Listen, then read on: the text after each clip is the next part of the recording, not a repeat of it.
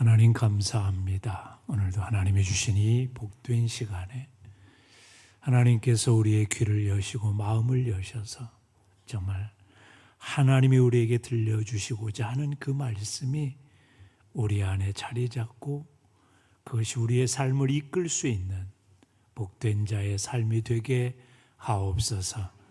사랑 많으신 우리 구주 예수 그리스도의 이름으로 기도드리옵나이다. 아멘. 말씀을 준비하면서 그런 마음이 들었어요. 아무리 좋은 말씀이라도 그 말씀이 잘 들려져야 될 텐데, 그 말씀이 우리의 마음을 움직여야 될 텐데, 그 말씀이 결국 하나님께서 우리에게 들려주시고자 하는 말씀이라면 저는 그 말씀을 붙들고 여러분이 좀 살아갈 수 있는 그런 간절함이 여러분의 마음에 생길 수 있길 주님의 이름으로 축복합니다. 사람은 누구나 다 형통하기를 원합니다. 그래서 저도 가만히 보면 기도의 제목으로 형통하기를 원하는 그런 간절함의 마음이 있습니다. 근데 그것은 하나님께서도 나를 향하신 하나님의 뜻이 그거라는 사실을 발견합니다. 형통하길 원하는 삶. 그래서 어떻게 보면 형통은 나의 소원인 동시에 하나님의 소원이기도 합니다. 전 세계에 걸쳐서 865개 백화점을 운영해서 백화점의 왕이라고 불리는 제이시 페니는 자신의 성공 비결을 기자들에게 늘 이렇게 얘기하곤 합니다. 예수 그리스도께서 나의 삶을 인도하실 때 나는 형통의 삶을 살 수 있었노라. 그렇게 본다면 우리의 삶을 하나님이 붙들어 주셔야만 우리의 삶은 형통한 삶이 될 수 있다는 거예요. 여러분, 형통이란 단어가 사실 히브리어로 찰레아라는 단어인데 나아가다, 히브리어로 그런 뜻이에요. 영어 성경은 successful이라고 되어 있고 우리나라 말은 형통이라는 말로 번역을 했는데, 그래서 이 뜻은 뭐냐면 하나님께서 나의 인생에 개입하셔서 내가 그 말씀대로 따라 살아 하나님이 인도해 주시는 삶이 되는 것을 형통의 삶이라고 말합니다. 그러므로 우리가 아무리 세상적으로 큰 성공을 거두고 큰 부를 이뤘다고 하더라도 하나님이 제외되어 있는 인생은 결코 형통의 삶이라고 말하지 않는 거지요. 성경에 보면 형통의 복을 받았다 하는 대표적인 사람들 몇 사람이 등장하지요. 그 중에 하나가 요셉입니다. 인생의 역경이 있어 노예가 되기도 하고 죄수가 되기도 합니다. 그러나 하나님이 그와 함께 하심으로 형통한 자가 되었다고 성경은 얘기를 합니다. 또 포로로 끌려갔던 노예 다니엘은 하나님이 그를 형통케 하시니 뭐예요? 왕이 바뀌어도 그 나라의 총리가 되고 또 나라가 바뀌어도 그 나라의 총리가 되는 형통의 삶을 살게 되었다는 거죠. 그래서 저는 우리 믿는 사람이 정말 우리가 새해 드려야 되는 기도, 아니 우리의 삶에 계속될 수 있는 기도의 제목이 뭘까? 하나님 형통하게 하옵소서. 이 기도가 아닐까. 그래서 저는 오늘 첫 번째 주제로 내 마음의 소망 형통하게 하옵소서 이야기를 여러분하고 같이 나누기를 원합니다. 그런데 오늘 본문은 히스기야의 이야기를 우리들에게 전해줍니다. 오늘 본문 21절을 한번 주목해서 보십시오. 그가 행하는 모든 일, 곧 하나님의 전에 수종드는 일에나 율법에나 계명에나 그의 하나님을 찾고 한 마음으로 행하여 결국 뭐라고요? 형통하였더라. 형통하였더라. 근데 여기서 주목해 봐야 되는 한 단어가 있습니다. 그의 하나님을 뭐 했다고요? 찾았다는 거예요. to seek라고 영어로 되어 있는데 히브리어는 다라슈라고 되어 있는데 자주 가다, 묻다, 구하다 그런 거예요. 그러니까 하나님께 자꾸 구했다는 거예요. 하나님께 자꾸 물었다는 거예요. 하나님께 자주 갔다는 거예요. 그러니까 히스기야는 어떤 일이 있을 때 그의 모든 삶에서 가장 자주 한 일이 뭐냐면 하나님께 자꾸 묻고 하나님께 간구하고 하나님께 자주 찾아가는 그 일을 했다는 거지. 그래서 히스기야의 형통한 이유를 열왕기서에서는 뭐라고 얘기하냐면 열왕기하 18장에서는 여호와께서 그와 함께 하심에 그가 어디로 가든지 형통하였더라. 이유를 뭐라고 그래요? 하나님이 그와 함께 하셨다는. 그래서 여러분 우리가 참 중요한 게 하나님이 나와 요즘 함께 하시는가? 하나님과의 친밀함이 내가 있는가? 이게 중요한 거예요. 이게 성경에서 형통한 삶을 산 대표적인 인물을 요셉이라고 제가 얘기했는데 그 비결을 보면 성경은 한결같이 똑같은 말을 합니다. 창세기 39장 2절에 보면 여호와께서 요셉과 함께 하심으로 그가 형통한 자가 되어 그랬어요. 하나님이 함께 하시니까 그의 삶이 형통했다는. 근데 그가 인신매매를 당하고 팔려가고 감옥에 갇혀도 하나님이 함께 하시면 세상이 어쩌지 못하는 그런 사람이 됐다는 거예요. 근데 참 재미난 말씀이 그 다음에 등장해요. 3절에 보면 그의 주인이 여호와께서 그와 함께 하심을 보며 또 여호와께서 그의 범사에 형통하게 하심을 보았더라. 주인이 누구냐면 요셉을 종으로 받아들인 그 주인이 볼 때 얘는 이상해. 얘는 정말 복이 있어. 얘는 근데 뭐냐? 하나님이 함께 있다는 걸. 그걸 알게 된 거예요. 옆 사람 잠깐 쳐다보시면서 난 당신 볼 때마다 하나님이 당신과 함께 있는 걸 느껴요. 이거 쉬워요? 이 쉽지 않아요. 그렇게 느끼고 있어요, 여러분? 옆 사람 쳐다보고 한번 느끼고 있는지 가르쳐 주세요. 근데 주인이 그렇게 느꼈다는 거예요. 당신은 하나님과 함께 있는 걸 내가 느껴. 더 재미난 얘기가 나와요. 39장 23절에 보면 간수장은 그의 손에 맡긴 것을 무엇인지 살펴보지 아니하였으니 이는 여호와께서 요셉과 함께 하심이라. 여호와께서 그를 범사에 형통하게 하셨더라. 누구도 알았어요. 간수장도 알았어요. 어디서 잡혀온 죄수 요셉인데 아니 얘를 보니까 뭔가 이상해. 간섭을 안 했어요. 뭐라고요? 얘 믿고 쓰는 사람이에요. 믿고 쓰는 사람. 우리가 보통 세상에 그런 사람이 있어요. 얘는 믿고 쓰는 거다. 근데 요셉을 믿고 쓴 이유가 있다는 거예요. 하나님이 뭐예요? 함께하는 걸 누가 봤어요? 간수장이 얼마나 믿음이 있었는지 그건 성경은 얘기 안 해요. 그렇다면 무슨 얘기일까요? 그냥 주변 사람들도 요셉을 쳐다보면 쟤는 정말 하나님 잘 믿어. 하나님 잘 믿어. 하나님이 있잖아. 도와주시잖아.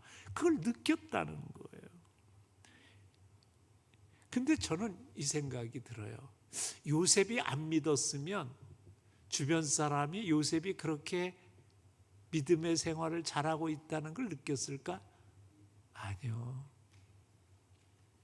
그가 정말 하나님이 함께 하시는 그 고백이 그에게 있었고 그의 삶으로 흘러넘쳤다는 거예요. 이걸 보통 신학적으로는 임마누엘의 신앙이라고 해요. 주님이 나와 함께 하시니 형통했다. 여러분 그래서 한번 여러분의 삶을 점검해 보시면 돼요. 내가 요즘 하나님과 친밀하고 누군가 요즘 하나님 잘 믿는 것 같아. 내 곁에 있는 사람이 그렇게 나한테 말해준다면 아마 나는 지금 형통의 길로 가고 있을 거예요. 우리의 인생을 보면요, 하나님이 우리의 인생에 개입하지 않으시면 우리의 삶은 그렇게 대단한 삶이 아니에요. 성경을 읽다 보면 느헤미야는 언제나 하나님과 친밀했어요. 그래서 왕이 그에게 너 왜 얼굴에 근심이 많니? 그러니까 뭐라고 그래요? 그때도 내가 왜 근심이 많지? 뭐라고 대답해야 될까? 그게 아니에요. 어떻게 해요? 하나님께 묻고 기도하고 묵도하고라고 돼 있어요. 하나님께 잠시 기도하는, 하나님 내가 이거 어떻게 해야 됩니까? 그러니까 하나님과 친밀하는 거죠.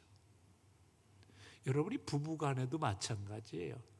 친밀하면 얘기하지만 친밀하지 않으면 따로따로 놉니다. 자기 혼자 고민하고 자기 혼자 생각하고. 그래서 느헤미야가 하나님께 묻고 간구하니까 하나님이 뭐예요? 그의 소원을 들으시고, 다른 사람은 다 실패했는데 그가 가니까 예루살렘 성이 불과 50일 만에 완성되는 놀라운 역사를, 이걸 보고 뭐라고 그래요? 형통함이 있다. 그렇게 얘기하는 거죠. 하나님이 함께 하시니까 뭐예요? 모세가 홍해라는 앞에 장벽을 모아두고 다른 사람 같으면 다 좌절할 거예요. 그래서 모든 백성들이 뭐라고 그랬어요? 야, 이제 우린 죽었다. 우린 끝났다. 그러는데 모세는 그렇지 않아요. 뭐라고 얘기해요? 야, 하나님이 어떻게 하시는가를 너희들 지켜봐라. 지켜봐라. 왜? 하나님이 함께 하시면 길이 있다는 사실을 모세는 믿었기 때문에. 그래서 홍해를 건너게 하신 거예요. 여호수아를 보세요. 요단강을 건너며 여리고성을 무너뜨리는 그 역사 속에서 얼마나 무섭고 두려웠겠어요. 그때 주님이 뭐라고 말했어요? 야, 두려워하지 마. 강하고 담대하라. 그러면 내가 형통하게 할게. 그 말씀을 붙들고 나가니까 형통함의 역사가 일어났어요. 그래서요, 우리 인간의 형통의 조건 중 가장 중요한 것은 하나님이 내 편인가? 하나님이 나와 함께 하시는가? 이거예요. 저 변방에 이름도 모르는 아무런 곳에서 양을 치는 목동인 다윗을 하나님이 함께 하시니까 어느 날 그에게 뭐예요? 사무엘 선지자가 찾아와서 그에게 기름 부으세요. 이거는 있을 수 없는 일이에요. 사울처럼 잘생기고 키가 크고 많은 사람이 볼 때 야, 인물이야 그랬던 게 아니에요. 자기 아버지조차 자기 아들이 인물인 줄 몰랐어요.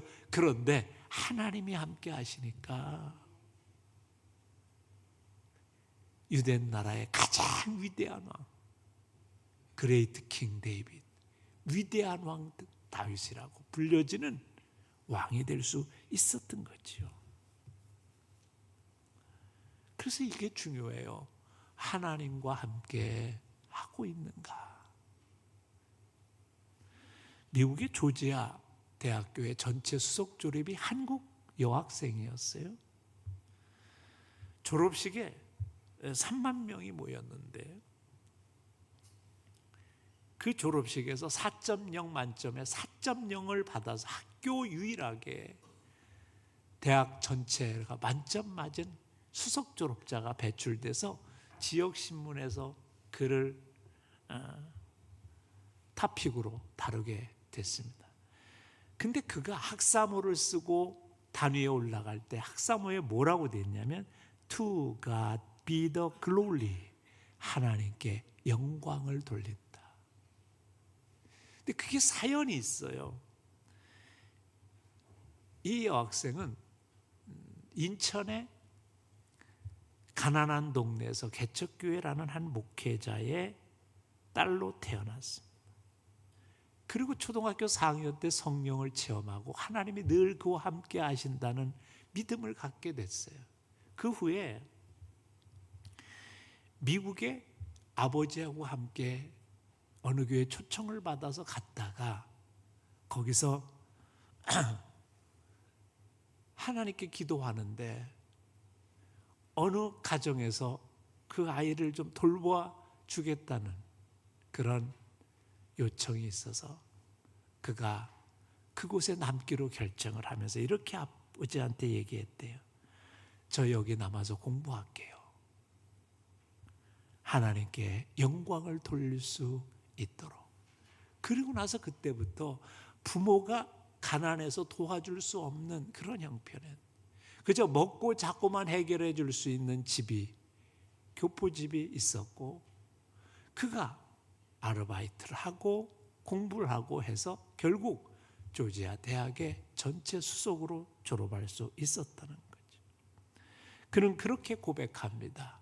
하나님이 함께 하시면 어떤 일도 할 수 있습니다. 여러분, 이 신앙이 중요한 거예요.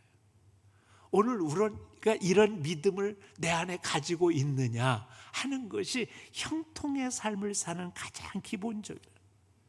사도 바울은 노년이 돼서 감옥에 갇혔어요. 그러니까 주변에 있는 사람들이 하나둘 자기 사역을 하러 떠나잖아요.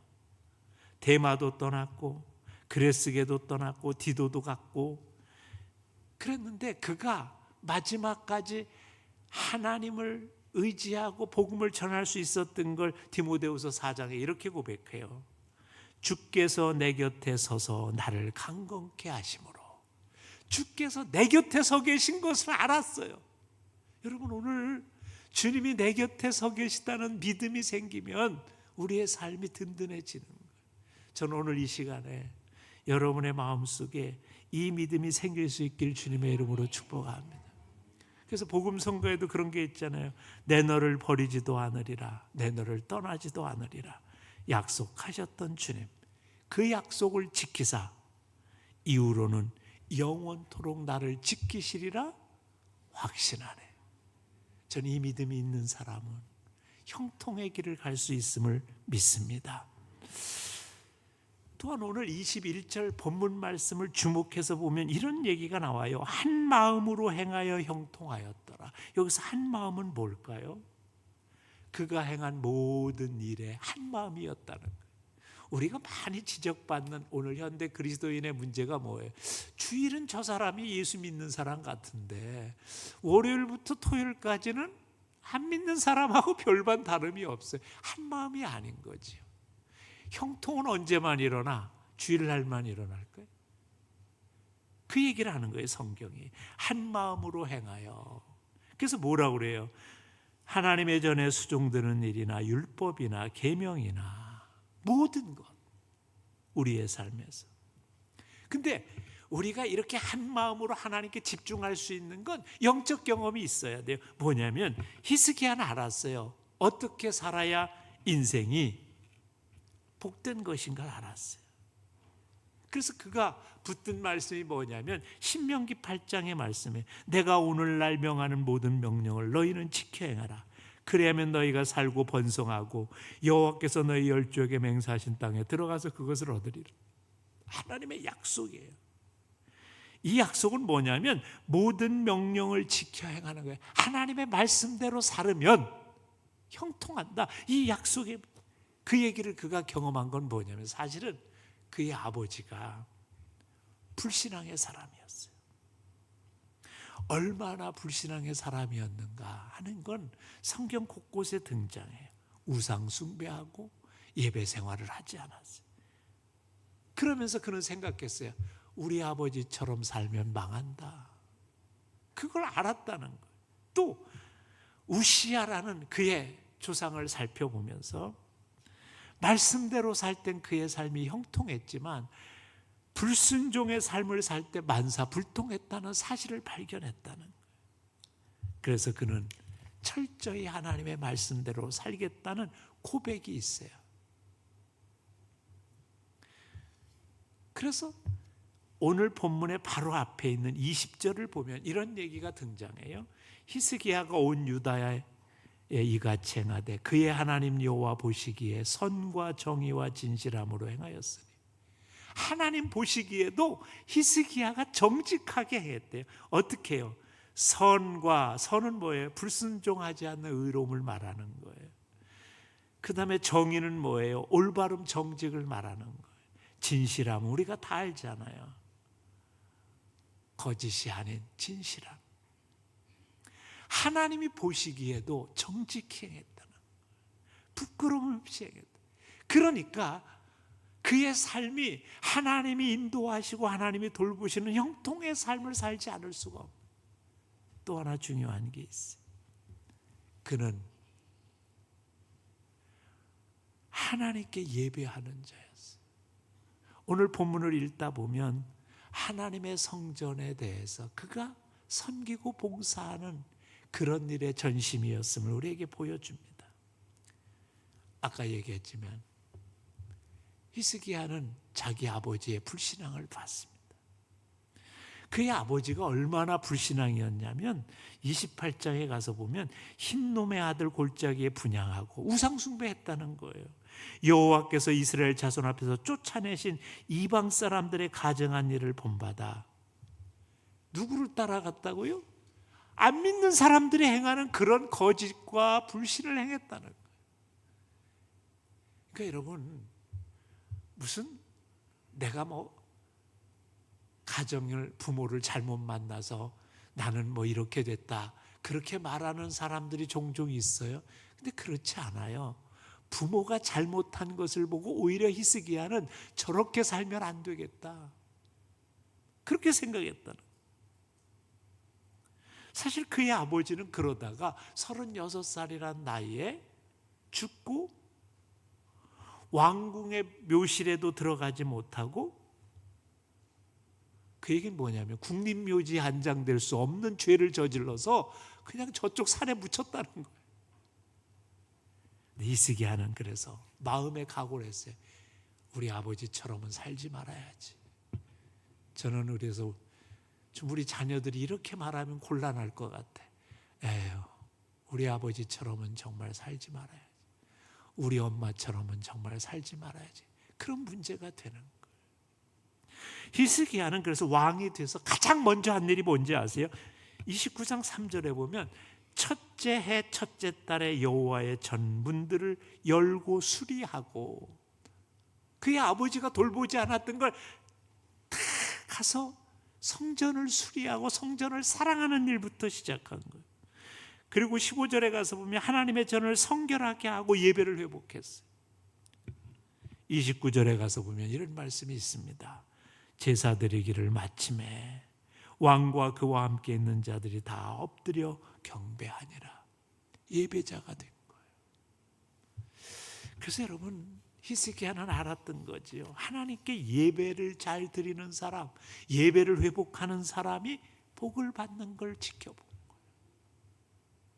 그래서 저는 혹시 여러분의 예배를 좀 점검할 수 있길 바랍니다. 내가 하나님께 예배하는 자로 지금 회복되고 있는가? 예배하는 자로 바로 서 있는가? 그게 회복돼야 형통의 길을 가는 거죠. 또한 31장 오늘 본문의 앞에 있는 6절을 가서 보면 유다 여러 성읍에 사는 이스라엘과 유다 자손들도 소와 양의 11조를 가져왔고 또 그들의 하나님 여호와께 구별하여 드릴 성물의 11조를 가져왔으며 그것을 쌓아 여러 더미로 이루었는데, 예배를 회복하고 나서 히스기야가 회복시킨 또 하나는 뭐냐면 성전, 하나님 앞에 드리는 11조를 온 백성들이 드릴 수 있도록 그 문을 열어놓은 거예요. 그리고 그것을 강조하는 거죠. 히스기야는 알았어요. 형통의 복의 가장 좋은 길은 예배의 회복과 함께 물질의 회복이, 헌금의 회복이 일어나야 되는 것이라는 걸 알았어요. 구약성경 맨 마지막 성경인 말라기 3장 7절에 가서 보면 이스라엘 백성들이 나라가 망했어요. 바벨론의 포로로 끌려갔어요. 그리고 사는 모습이 구차하고 힘들고 비루합니다. 그 모습을 보고 나서 말라기 선지자가 하나님께 기도했습니다. 이 민족을 어떻게 하면 좋겠습니까? 하나님, 이 민족이 너무 힘들고 너무 어려워졌습니다. 예전에 솔로몬의 왕궁 속에서 살았던 그 찬란한 것이 있는데 그걸 다 잃어버렸어요. 이젠 어떻게 보면 선진국에다가 오늘날로 말하면 가장 못 사는 후진국으로 전락하게 된 광경을 목격한 거예요. 그때 하나님이 그에게 주신 사명이 이겁니다. 애야, 11조를 회복시켜라. 하나님이 내 물질을 책임져 주신다는 것을 인정하는 신앙을 회복시켜라. 그래서 그가 도전합니다. 하나님께서 복을 주나 안 주나 시험해 봐라. 하늘 문을 열고 너에게 하늘 곳간의 문이 열려지는 그 놀라운 축복이 너에게 임하는지 안 하는지를 너에게 경험해 봐라. 그렇게 요구하십니다. 여러분, 우리가 헌금 이야기를 하면 마음의 부담부터 갖습니다. 그러나 형통함의 복은 헌금의 통로가 열릴 때 시작된다는 사실을 놓치지 마셔야 합니다. 실제로 이것을 연구한 사람이 있습니다. 매사추세츠 MIT 공과대학의 경제학과 조너던 그루스비라는 사람이 교수가 조사를 했어요. 예배 출석률이 회복되고 하나님 앞에 헌금하는 것이 회복되는 가정들이 가계 소득이 증가하고 복지지원금 수혜가 감소하고 이혼의 확률이 줄어든다는 사실을 발견하고 그것을 발표한 적이 있습니다. 그래요. 우리의 믿음이 회복되고 우리의 신앙이 회복되면 영혼만이 살찌는 것이 아니라 우리의 지갑도 살찌게 된다는 거죠. 맨소레담의 창업자 하이드라는 분이 계십니다. 그분은 1887년 밀어닥친 경제공황으로 빚만 10만 달러 넘게 지는 부채에 허덕이는 파산자가 됐습니다. 그런데 그는 실망하지 않았어요. 하나님이 함께 하시면 나를 형통하게 하신다. 그래서 그가 부유할 때 약속했던 YMCA에 자기의 집을 팔아 기부를 합니다. 그러자 사람들이 난리가 났습니다. 일가 친척들, 주변 친구들이 미쳤냐 너? 네가 지금 회복되고 나서 이런 일을 해야지. 그런데 그때 하이드가 이런 말을 했다고 그래요. 사람에게 진 빚보다 하나님에게 진 빚이 더 크다. 그래서 나는 하나님의 진 빚을 갚고 사업을 시작하길 원한다. 3년 후에 그는 맨소레담이라는 회사를 설립하고 오늘 우리도 통증이 있고 무릎 타박상이 있을 때 바르는 맨소레담을 발견해내고 그리고 세계적인 기업으로 키울 수 있었다는 거죠. 그래서 우리가 중요한 건 형통의 복을 경험하려면 물질에 대한 생각을 바꿔야 돼요. 저는 가끔 참 안타까운 사람들이 많아요. 자식에 대해서는 아깝지 않게 물질을 다 쏟아버리면서 부모에 대해서는 용돈 드리는 것조차 아까워하는 사람들이 많아요. 근데 그런 사람들은 하나님께도 똑같아요. 그런데 여러분 기억하십시오. 형통의 복은 물질의 복이 열릴 때 형통의 복이 열리게 된다는 사실을 꼭 기억하십시오. 마지막으로 중요한 게 하나 있습니다. 히스기야에게 위기가 닥쳤어요. 아수르라는 나라가 쳐들어옵니다. 이제 나라가 풍전등화의 위협에 있어요. 그때 어떻게 했는지 아세요? 32장 20절에 가서 보면 이런 말씀이 있습니다. 이러므로 히스기야 왕이 아모스의 아들 선지자 이사야와 더불어 하늘을 향하여 부르짖어 기도하였더니 위기를 극복할 줄 아는 비결을 가졌어요. 인생은 늘 편안하지 않습니다. 히스기야가 예배를 회복하고 그들의 모든 물질을 회복하고 헌금을 회복하고 그리고 영적인 것을 회복하는 과정 속에서 다 평탄하다. 그렇지 않았어요. 아수르가 쳐들어오고 위기가 닥치고 그런데 그 위기를 극복할 수 있는 비결을 알았어요. 그는 하나님 앞에 기도하기 시작합니다. 근데 혼자가 아니에요. 당시에 아모스의 아들 선지자 이사야에게 부탁을 합니다. 내 기도 제목이 이렇습니다. 우리나라가 지금 이 위기입니다. 이걸 우리가 극복해야 됩니다. 함께 기도합시다. 여러분, 합심하여 기도한다는 것이 얼마나 큰 우리에게 능력이 있는지 몰라요.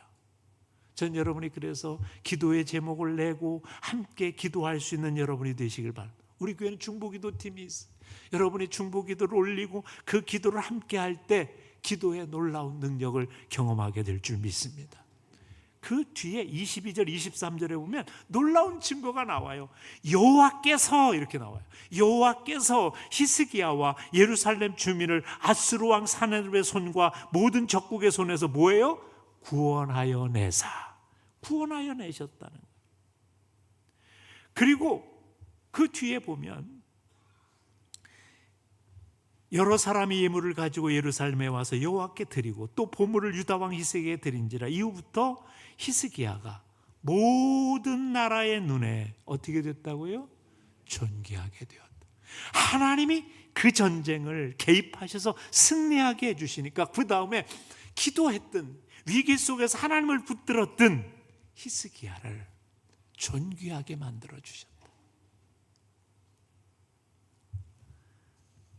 그것만이 아니에요. 죽을병에 걸렸던 히스기야가 하나님 앞에 어때요? 벽을 보고 기도하기 시작하니 하나님의 그의 생명을 연장시켜 줍니다.